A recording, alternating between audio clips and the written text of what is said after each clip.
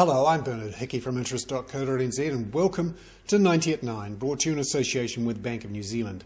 This is your morning briefing where you get everything you need to know in 90 seconds at 9 o'clock, starting now with news. The New Zealand dollar hit a high for 2010 of 74.6 US cents late on Friday night. Now that's not quite as high as it got in October 2009 at 75.8 cents, but it's headed in that direction. However, the trade weighted index, which is the basket of currencies, shows we're below our highs, and it's been relatively stable for the last year or so. That's mainly because the New Zealand dollar is near 10-year lows versus the Australian dollar at around about 76 Australian cents. Now the background here is of a currency war raging across particularly the Northern Hemisphere. As the US Federal Reserve looks to print more money, the Bank of Japan is printing more money, European central banks have very low rates, China is holding its currency down, and Britain is preparing or thinking about printing yet more money.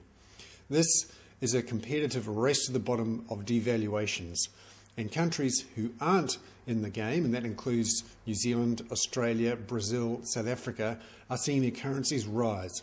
Luckily for us, Australia is seen as more attractive than New Zealand, and so its currency has risen to 97 US cents. And because it's stronger than us, we've actually seen our currency versus the Australian dollar fall significantly. Meanwhile, on this aspect of currency wars and capital movements, the biggest farm in central Otago, dairy farm that is, Big Sky Dairy, has been sold to Harvard University. 6,000 cows, 1,600 hectares, sold for over $28 million. And the Dominion Post is reporting that in the last 3 months, 4,000 hectares of farmland have been sold to international investors, US, Australian, UK and Israeli.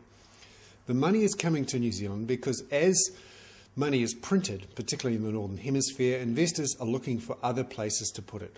And what better place than New Zealand? Arable, green and easy to invest in.